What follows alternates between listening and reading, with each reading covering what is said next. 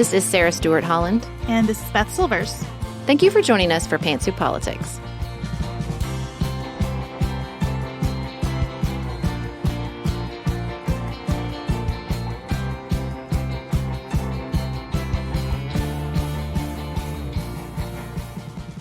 We're so glad you're joining us today at Pantsuit Politics, where we try to take a different approach to the news. And we're going to take a very different approach today. We want to kind of step back and examine some really positive shifts. Sarah called them paradigm shifts as we were talking, and I think that's a really good way to reflect on it. Where are we seeing good things and new things happening, not as a result of individual choices necessarily, but coming from larger societal, cultural, environmental forces?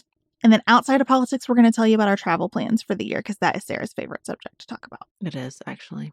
Yeah, these are the types of conversations we love having. And if you enjoy them, you would probably really enjoy our newsletter. It offers us a chance to reflect on the conversations we're having on the show. So last week, we had a conversation with Gabrielle Blair about perimenopause. It had a very commiseration vibe.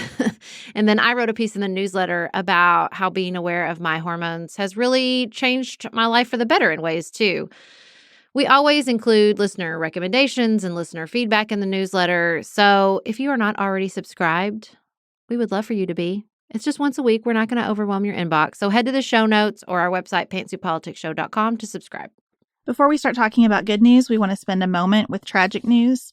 Our hearts are with everyone impacted by the mass shooting that took place in Monterey Park, California, when a 72-year-old gunman shot and killed 10 people in a ballroom dance studio as that community celebrated the Lunar New Year. It's hard to know what to say when every mass shooting in America is singular and unique and also part of this long, horrific pattern. As we're recording, there's a lot that we don't know, and particularly a lot we don't know about the victims of this crime. Right now, as we're recording, we just know that most of these victims were in their 50s and 60s and that they were practicing a very popular Chinese dance. I read this morning about some of the ways that Chinese people respond to tragic news, and I loved learning that instead of saying, "I'm sorry for your loss," they might say, "This happened too suddenly." And I think that feels right. This happened too suddenly, and we are very sad about it. Next up, we are going to examine some good news trends sparked by consumerism.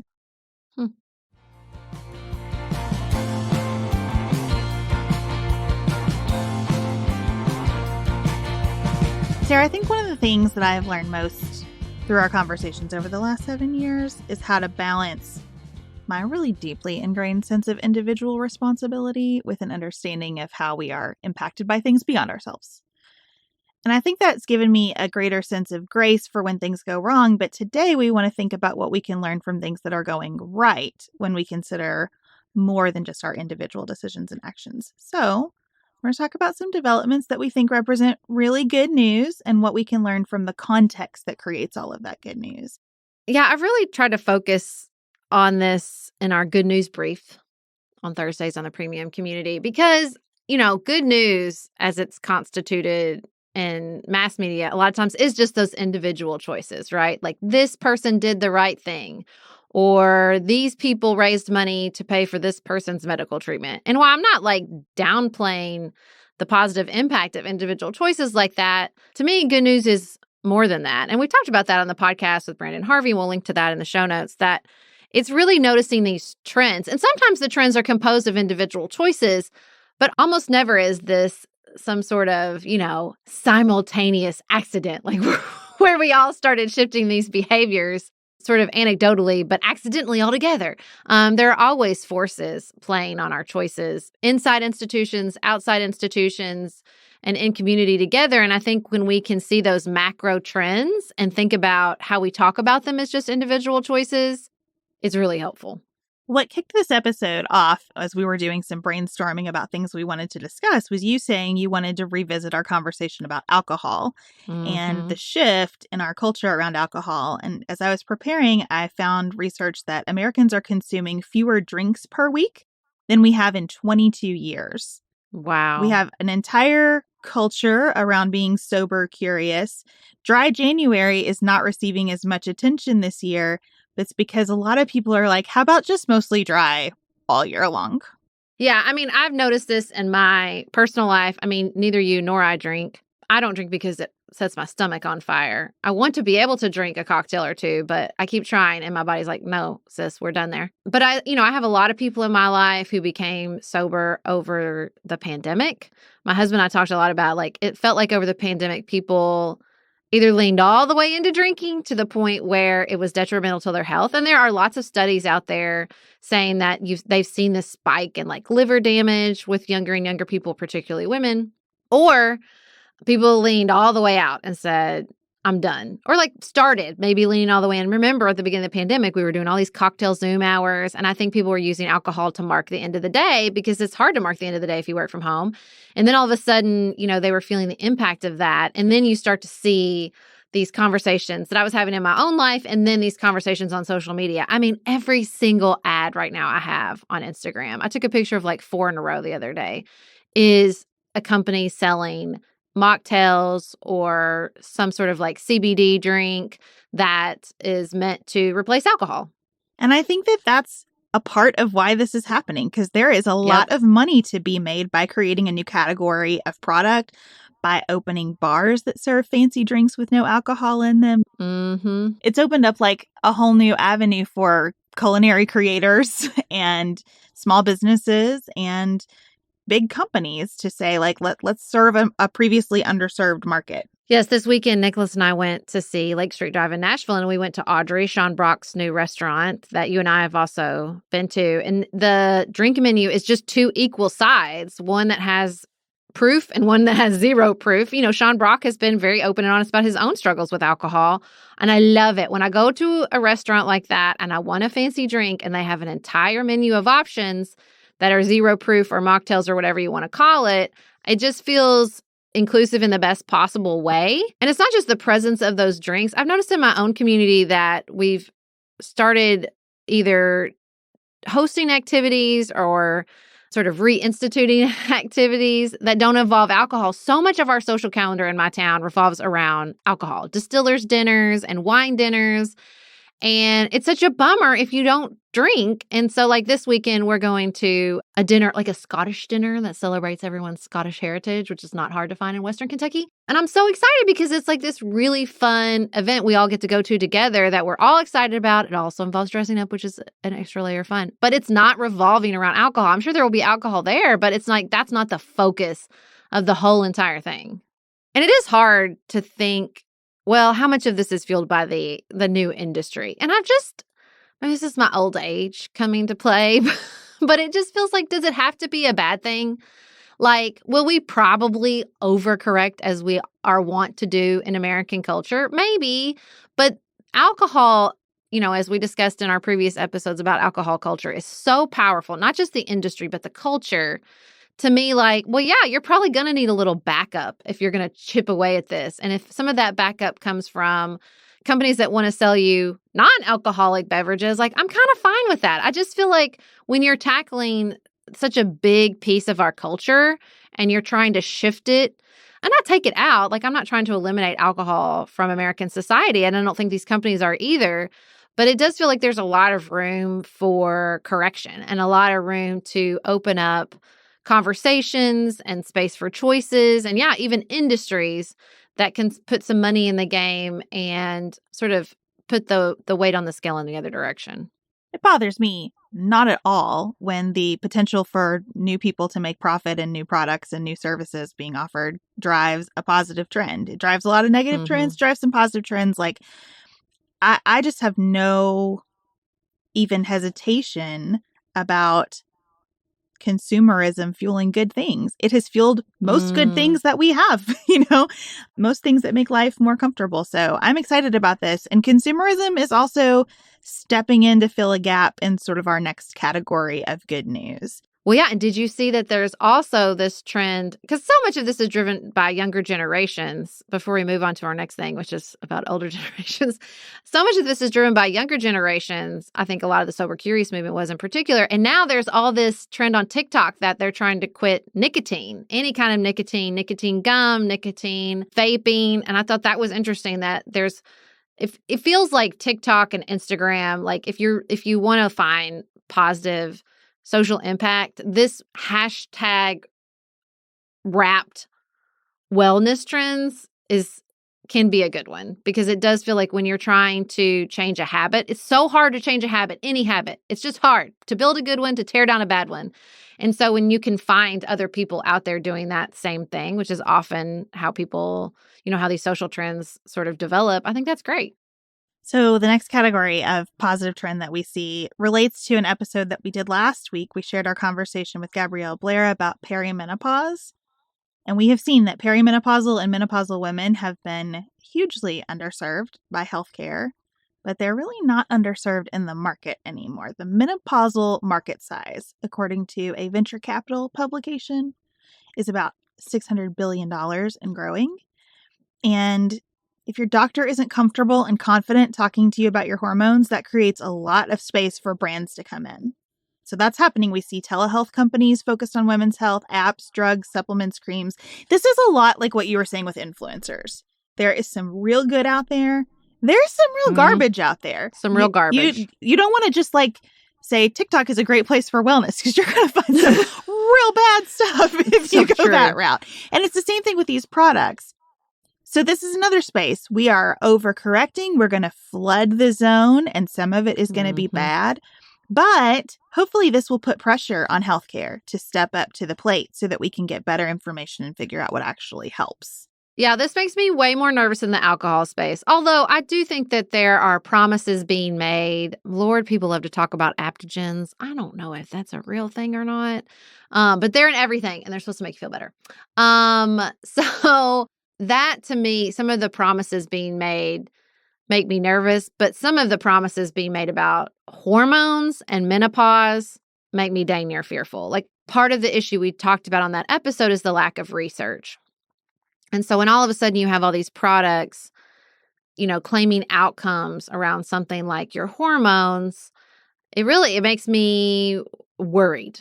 And I do think there's a little bit of this that is inevitable. And I think it's, I wonder if you could track this, that this is what happens, right? When you're diversifying and you have people sort of advocating for more products, more healthcare, more attention, just more attention, that it's like the stages of attention. Well, first we flood the zone, and we have people trying to profit from this interest, and we have mistakes made and people probably harmed. And then we scale it back, and you give time for the real research to come in. And I don't think we're lacking in total research around menopause in particular, but we got a lot of good emails after that episode that were pointing out some experts that people felt were really helpful, and that there's, that's another thing I'm starting to see a lot of my Instagram feed. Here's another menopause expert. Here's what you need to know about menopause. And there's lots of new accounts to follow and information to gather. But I still think with the lack of prolific research, I guess is what I would use, I'm a little worried about this one. I view it as positive because of the destigmatization. Because if you have companies out there selling products, then you are going to have more conversation happening about it in public spaces without the sort of weirdness that has surrounded it for so long, or the jokiness. I hate that most of what popular culture has done with menopause is make jokes about hot flashes. No, thank you, please. This is complicated and destabilizing, for people going through it. So I am optimistic that consumerism here will force more conversations. They won't all be better conversations, right? But at least more of them, and hopefully you get some better in the process. And even as you get more conversation, there are risks. I was thinking after our perimenopause conversation, the hard part about publicly talking about perimenopause symptoms is that you don't want anyone listening to minimize what they're experiencing personally by thinking, oh, well, it's probably just hormones. I wish we could permanently delete just in front of hormones for ourselves anyway. Right. I think of that to myself all the time. Like, what a dismissive way to consider what is the driving factor of a lot of my personal health right now. But beyond that, if your heart feels weird, please go have it checked out. Please at least go through the process of elimination. So there's risk around all of this. I am happy that we're just acknowledging really significant life events for a really significant part of the population. So maybe that destigmatization is the first part of this process. Like, we flood the zone. We have lots of conversations. Lots of people enter the marketplace of both ideas and products to say, well, this is something we weren't talking about, and now we are, and what does that mean? And that seems to be sort of the first step of the process. We are going to take a quick break and then keep the good news rolling and talk about places where we seem ready to mix up how we think about government.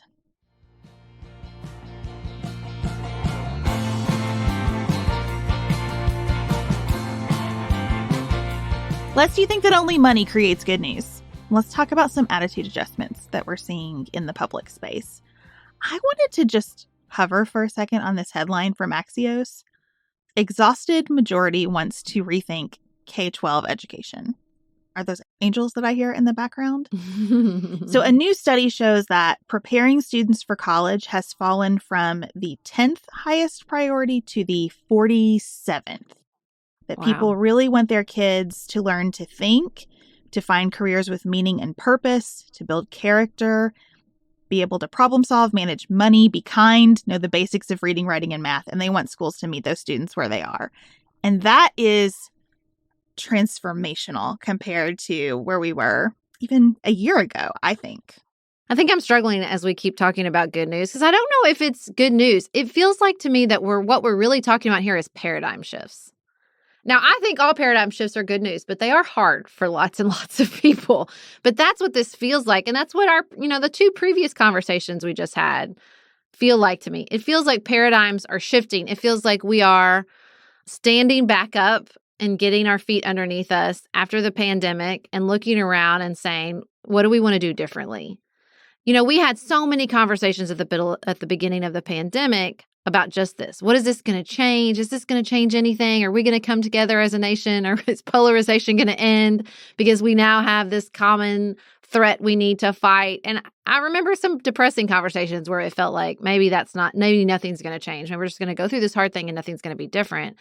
And I don't think we were giving ourselves enough time, which is what we try so hard to do here at Pantsuit Politics, is give things time to breathe and have space.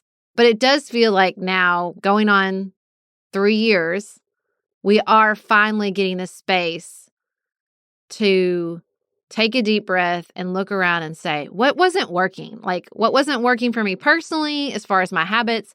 What's not working inside of our institutions? And what I think is so incredibly hopeful about this answer is that it reflects that participation in the institution. It's not just what are schools doing wrong? It's what do I expect from this? And was I expecting the wrong thing from this institution? And to me, that's incredibly hopeful.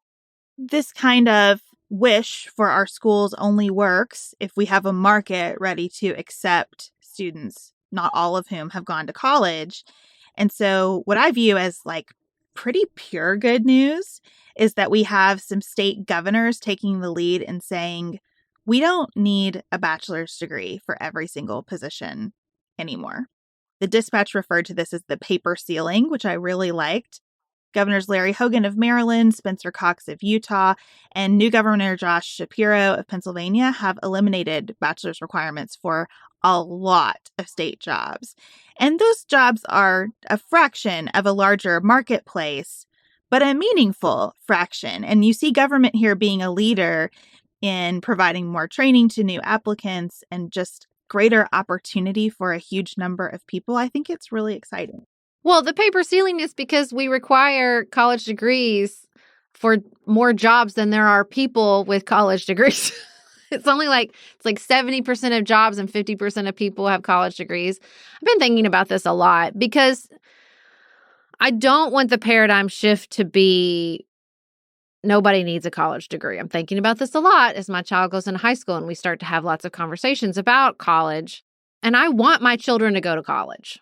I want them to get a liberal arts degree like I did that taught me how to be an analytical thinker, how to question. And I thought one of the most interesting parts of this article is when they said, employers use a college degree as a stand-in for skills they need, like communication skills and those analytical skills. And I don't want to downplay that, but I do think as college got more expensive, it became sort of a certification process in a lot of places, and it wasn't teaching those skills. And I think that's a paradigm shift we need is it's not just what we want high schools to prepare students for, but what do we want colleges to prepare students for? Because maybe we would care more deeply about going and preparing for college if we felt like college wasn't just a very expensive license. But, when I look at this list of what people want, they want it to build character, they want problem solving, the basics of reading and write. Like, I learned that stuff in college and in law school. Absolutely my college degree made me a better person and not just a better applicant. Like, I am incredibly grateful for that experience and that degree. And I hope that we can go back to like a deeper, wider requirement from this institution, and that will spread into all of public education. It's interesting that you just use the phrase go back, because I looked at all of this and thought there's a COVID element for sure, but I think there's a technological element. You can't wait for college to learn how to communicate and be a problem solver in a world where you have all the world's knowledge on a phone that you can stick in your pocket, right? Knowing how to research, how to write, how to manipulate the tools at your disposal, that is just what it means to be a person now. And so you can't wait for college to impart those skills. And I think you've got to be looking at the middle and high school level at what you actually want students to learn and how you want them to learn it. I was just having a conversation with a curriculum specialist about how she's learning everything she can about ChatGPT because she doesn't want to just fight it. She wants to figure out how to incorporate it. This is the new reality. So what can students learn about the benefits and the limitations of this new reality? And I'm so glad people like her are out there doing this. And I'm glad that we're starting to rethink what is the place of college in a society where all those analytical skills really do need to come earlier than they have before. Well, I struggle with that. Griffin has been bringing me these philosophy YouTube channels, which I think is so interesting that that's what he's watching and interested in. Again, when paradigms are shifting, I think people are looking at all ages for explanations, for tools to help. But I don't know how much of that you can do in high school. Like, how much philosophy can you teach in high school? I mean, my best friend Elizabeth's kids go to a Latin school. I think she told me quite a bit, actually. But, I wasn't quite ready for it even in college. I took a lot of like political philosophy classes, which I really wish I could retake now because I think I'd get a lot more out of them. And I think that's what's so hard is how much are we asking of young people, and at what age are we asking that? And those are really difficult questions. I'm reading this book right now that I'm really looking forward to talking more about on the show called Of Boys and Men. And his argument is we absolutely know that boys develop differently than girls. So why do we send everybody to school at the same age? Why are we doing that? It doesn't make a lot of sense when we know that there are very, very different things going on in their brain development. And so I guess I'm kind of in this space where I'm like, well, are they up for that? If we push these tools on them and these discussions on them earlier? But then I'm thinking, well, Griffin's hungry for that now. I think everybody, again, back to that paradigm shift, back to that sort of coming out of the pandemic and asking deeper, harder questions, is doing that. And I don't know the exact role that both high school and college should play in that. I think I lean more towards the college end of it just because I think you need to be a little bit older to handle some of this. But I mean, I don't know. Maybe I'm wrong. It's like two different questions almost. Like learning and growing as a person and developing your capacity for philosophy and even for great literature and great art and all kinds of things is just a lifelong endeavor that we try to artificially compress because we're worried about the other track, which is career readiness, right? There are a ton of classes I wish I could go back and take again. I thought more in the last 2 weeks about the African burial arts class that I took to satisfy an elective requirement than I did when I took the class itself. And I wish that I could go back and redo some of that learning with the benefit of the 20 years of living I've done since then.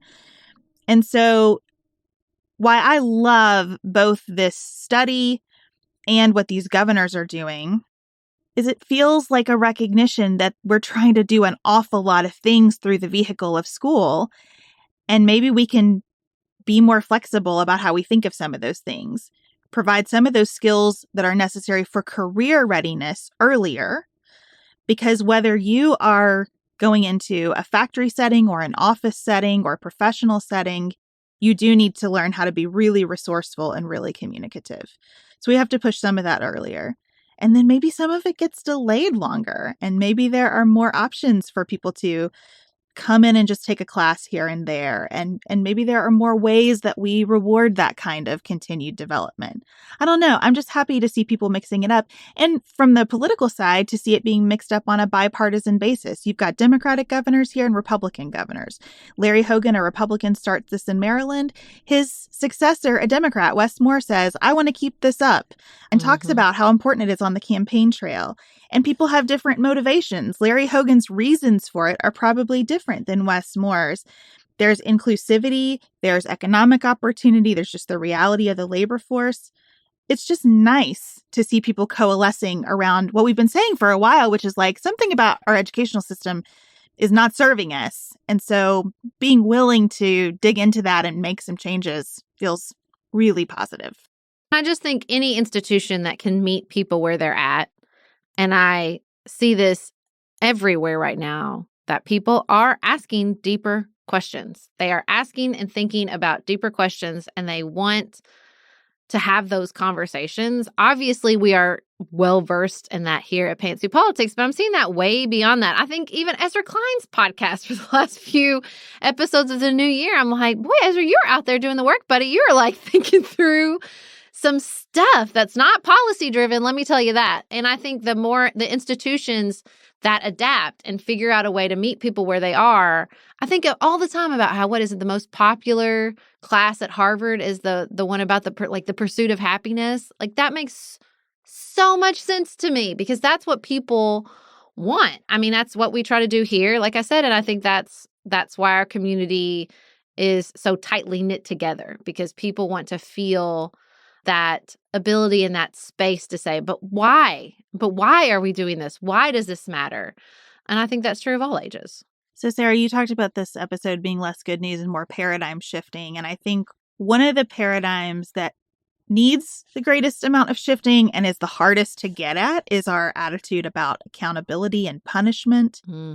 So we've talked about criminal justice reform quite a bit over the years here. Usually when we do that, we're talking about incarceration rates, mandatory sentences, drug-related offenses, but we are seeing momentum around corporate crime as well. I'm really excited about this announcement from Assistant Attorney General named Kenneth Polite Jr. And I just have to say how much I love that his name is Kenneth Polite Jr. He announced that the Department of Justice will now not prosecute corporations for crimes if those corporations self-report and fully cooperate with investigators to uncover and fix the problems.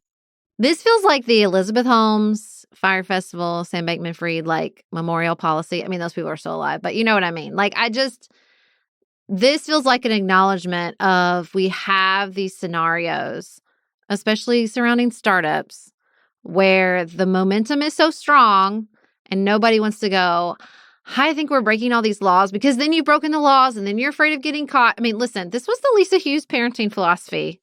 When I got caught smoking, she said, okay, you're not in trouble because you confessed.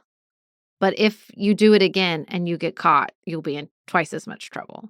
Like, I do think people are more inclined to come forward and confess if they feel like the world isn't going to come crashing down around me, because that shame and that protective instinct fuels some truly, truly bad behavior and bad decision making. I think this works on two fronts, because it's not an escape from accountability. If you do something wrong, you're still going to have to go through the process to fix it. You still might have to pay a fine, a lower fine than if you were prosecuted. But it saves the government all kinds of time and resources. They can just deal with this and keep a company going, keep it out in the economy doing what it needs to do. On the other hand, it sends a real signal. Like, if we do have to find this out and come after you, we are going to go hard at you. Like, we will prosecute very aggressively for companies that don't self-report. So here's an incentive to do the right thing, and you best do the right thing. And I think that's a great model, whether you are a mom or an assistant attorney general, you know? I mean, psychologically, people respond better to positive motivation than negative punishment. We don't like to acknowledge that in our criminal justice system, but it is true. But it seems to me, focusing on where this comes from, Like, this is a logical extension of criminal justice reform. It's a logical extension of the tortured conversation about cancel culture that's been going on. Just trying to figure out, like, how do we deal with it when someone screws up? Even when someone does something really terrible, what's the next step? And what is society's investment in that step? And how can we make that investment most productive long-term for society? So this is a really complicated program, but I just think it reflects a lot in our developing sensibilities about crime and punishment. I just mentioned the Ezra Klein show, and he just did an episode about the teachings and philosophy of Dr. Martin Luther King Jr. with Brandon Terry, who's an expert in Dr. King. And I thought one of the best parts of the conversation they had was about humiliation and how there is this desire to humiliate, but really a philosophy of love should be focused on redemption. I'm simplifying a very intense and complicated conversation, but it really struck me because it feels like there's just this glimmer, this very beginning conversation of humiliation is such a siren song, and it gets us nowhere. It gets us just like Odysseus circling the island or whatever the sirens did that he could never escape from, right? Like this sense that we keep doing these to each other and we're not changing anything.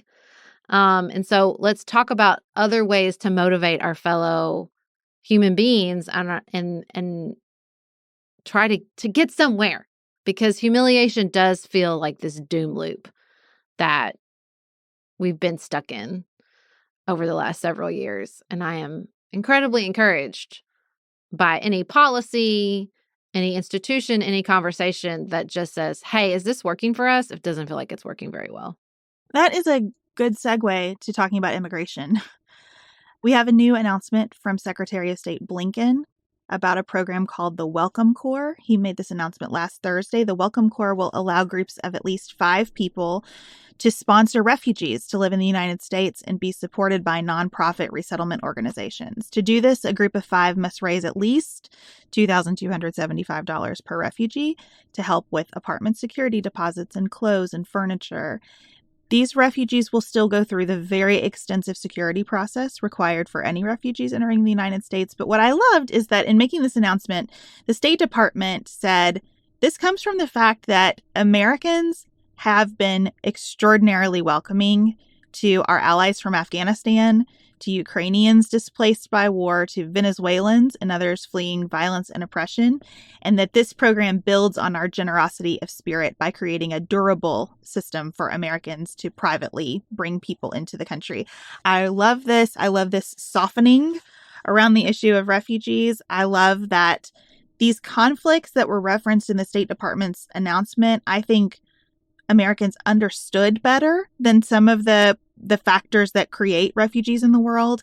And I think that understanding has clearly led to an outpouring of desire to help more people. And so I'm really excited about this. Well, there had been smaller versions of this program that they had launched. Again, one of those like slow rollouts to see if this worked, which I think is an incredibly smart and efficient way to run the government, and also an acknowledgement of criticism of the refugee program, which is we can't just let people in without any resources to help them thrive. And that's a fair criticism. And I think saying, well, also the government itself doesn't have to be the whole and complete source of any support. And let's talk, or even nonprofits, like we have a backlog. We have a refugee crisis globally. So how do we respond to that in a smart and innovative way? And that's exactly what this is. Yeah, I like the idea that you need to have 5 people. It's not like just if you are a wealthy family, you can say, well, we've got $2,200 for lots of people. Let's bring them. 5 people feels like be at the beginning of rooting you in community. And 5 people with their contacts and their contacts start to really build a team around people who are new to the United States and who are coming here under difficult circumstances. Okay, lastly, as we talk about paradigm shifts around seemingly intractable problems, I'm just really excited to see that we are not out of the woods on political violence, but the Capitol Police announced that their threat investigations dropped in 2022 for the first time in 5 years. Yeah, hallelujah. I mean, they're still too high. This is also hard to think about. Encouraging, but kind of hard to think about as we work through the January 6th report in our book club. But Any drop is to be celebrated. And look, I think this is due to the reason I feel an overall paradigm shift. I feel like people are behaving less ugly in public. I feel like people are being nicer to each other. I even checked in with my nurse and teacher friends and I said, am I inventing this to make myself feel better? Or do people feel less, not just impolite, but like violent, aggressive? And they're like, no, it's getting better. It's getting better. And again, I think there are a lot of reasons for this. I think with regards to political violence, it cannot be underestimated what it's like to have a president that people don't think about every day because there's some big shocking headline or tweet. I think that was wearing on everyone's psyches, including Republicans. Donald Trump was exhausting to have as a president, whether you agreed with his policies or not. It was emotionally exhausting. And I just don't think you can underestimate the impact of that. Just to have a nice, boring president who's, you just don't think, you go whole days and you don't even think about him. You forget he's there. It's great. That's how a president should be. And so I think all of that and just like the less aggressive posture from the top matters. But I want to flippantly say life is getting easier. I don't necessarily think it's getting easier, but it's getting more normal and it's maybe getting easier in new ways. I don't know. I think in some ways things have changed that make life easier. These paradigm shifts around talking about our health and talking about substance abuse. I think all of that affects people's lives. It's getting harder in other ways, with the economy and the instability and inflation. But it does feel to me, I've been talking to so many people about this recently, like everybody's just settling. I don't know another word for that. You just tell your kids like, settle down.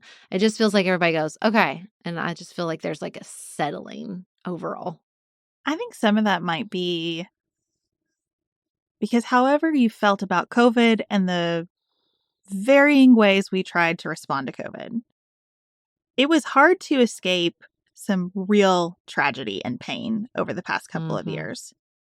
And I wish that this were not true, but I just think real tragedy and pain mostly make us better. Not always. I'm not a proponent of like what doesn't kill me makes me stronger, because on an individual level, sometimes what doesn't kill you makes you extremely bitter and makes you extremely resentful. And so I don't think it's always a straight line. Sometimes it just kills you. So, but I think on the whole, going through really hard things fortifies a people. And to see that we have come through some really hard stuff and that we are going through some hard stuff, but being able to put that in perspective, like I would take eggs being expensive over not being able to safely see my elderly relatives. You know what I mean? Like, I just feel like I have a different sense of perspective and that a lot of people have a different sense of perspective. And I think having some mandatory apartness has made us a lot more interested in togetherness on the other side of it. And seeing videos of people acting ugly in stores makes me never want to act ugly anywhere. I feel like we've just had a couple of years that are like, hey, folks, let's get real about what life is and what kind of society you want to create. Yeah, because I think, grief and pain and suffering disrupt the status quo. And you do not come out of the other side of that level of disruption without some clarity. You just don't. And maybe the clarity is that you just really hate people and don't want to be around them. I don't know. Godspeed. But I do think that everyone kind of looked around and said, wait, what are we doing here? Even in the midst of people acting ugly, when we would travel, I felt this overwhelming sense of everyone else going, I'm going to be super nice. Are you okay? Can I hold that door for you? Are you going? Like, it's like we're on a first date again as a society and everybody's taking such care with one another and with our institutions. Like even with the public school conversation, it feels like, well, I'm frustrated, but man, I remember when I had no public school. And so how can I think about this institution differently? How can I contribute in a more holistic and impactful way? I mean, I think even with alcohol, it became background. But when you disrupt the status quo in such a dramatic way, you don't have background. There is no background. Everything is new. Everything is different, even for a short amount of time. And so, if it comes back into our lives, we're going to ask questions about it. The disruption to healthcare, and I don't just mean COVID, but I mean like people didn't go to the doctor for a long time. Even the conversation around women's hormones. I had a friend that said, well, I have my physician friend is having all these women experiencing autoimmune symptoms. And she was talking about this in relationship to the vaccine. I wanted to be like, yes, all those women got the vaccine. They also mostly got COVID and had an incredibly stressful 2 years. So is an increase in autoimmune disorders that surprising? Probably not. And so I just think in our bodies, in our habits, in our jobs, in our institutions, in our relationships, everything got disrupted. And so that helps us clarify what's important. It helps us crystallize our priorities, and it helps us move forward and shift these paradigms that inform so much of our everyday lives. And we are glad to see some concrete manifestations of those paradigms shifting. We'll continue to talk about them. We would love to hear what paradigms you observe are in transformational modes right now, and we'll keep revisiting this subject.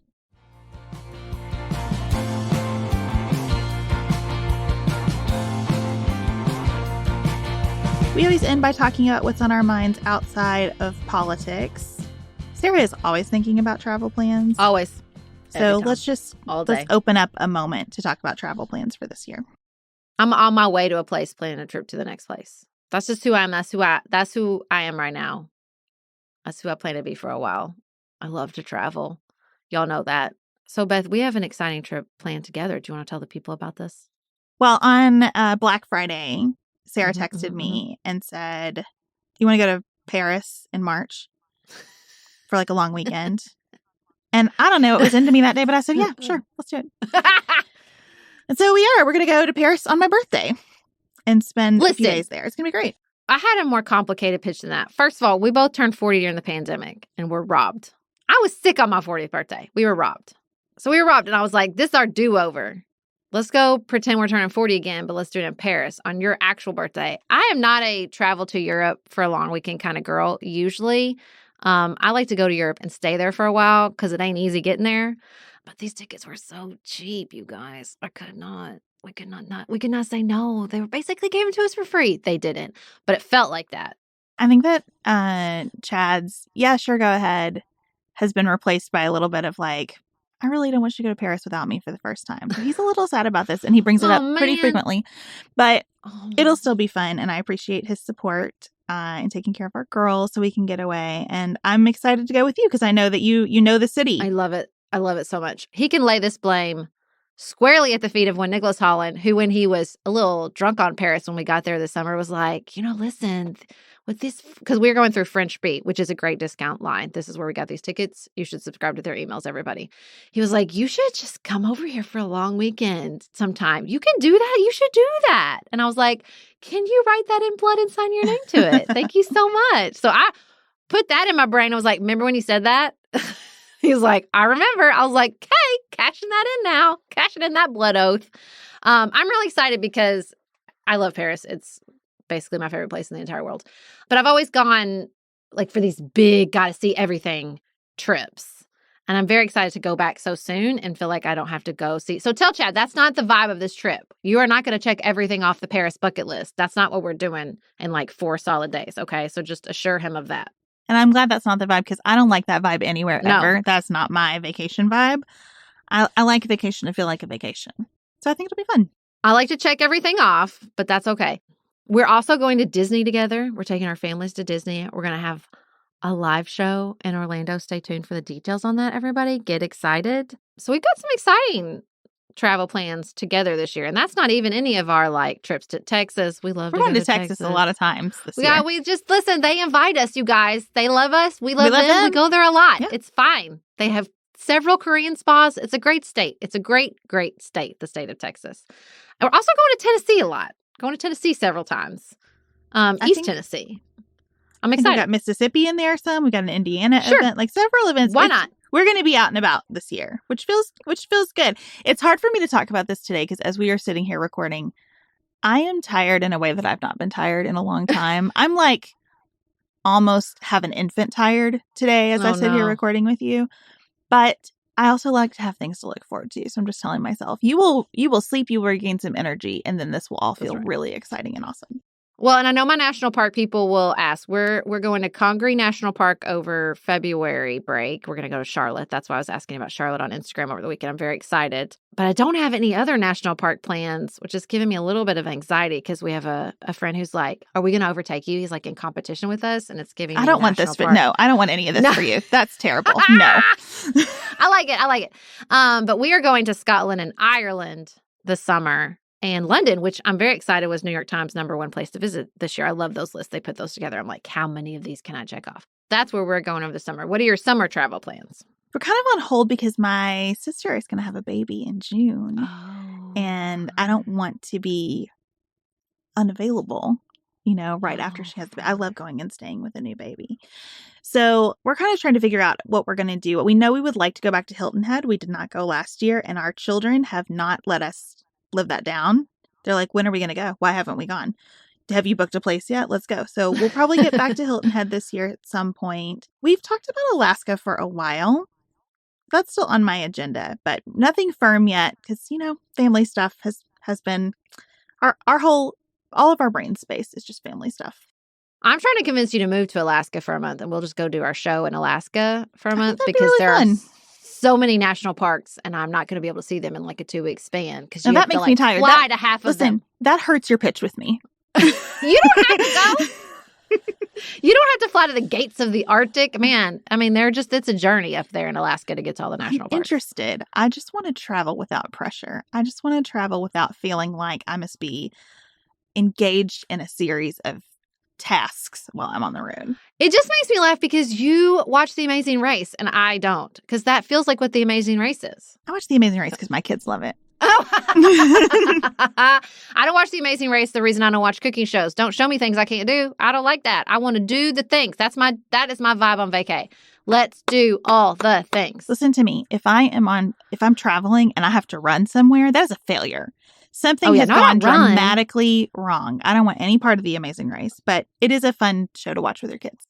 Well, my husband's charge to me this year with regards to travel is to get better at time because I did book us 2 things that were just totally on different days when we were in Europe. He missed a cooking class and we missed the catacombs. And then, fun fact, I booked our entire trip to Congaree in Charlotte for the wrong weekend and had to go back and change those. That was not a cheap flight change. It's fine. He was like, can we get better at time? The details are important. And I'm like, but this is not fair because I planned basically everything. So I'm just carrying a lot here. Of course, I'm going to drop a couple. You know what I'm saying? But I'm working on it. Well, I hope that all of your travel goes very smoothly this year. I promise to not to mess up anything major in our trip in Paris. I promise. Okay. I'm gonna zero in on the details and not buy us tickets for things on the wrong day. Don't worry. I have total confidence in you, and also I would be fine with missing something here and there because that is very much my vibe. Thank you all for joining us today. We cannot wait to hear all of your thoughts about these topics. You can always email us at hello@pantsuitpoliticsshow.com. Your email might end up, if you would like, in our newsletter, where we feature very thoughtful and interesting messages from this community. If you're not subscribed, just head over to the show notes or our website to do that, and we will be back in your ears on Friday. Until then, have the best week available to you.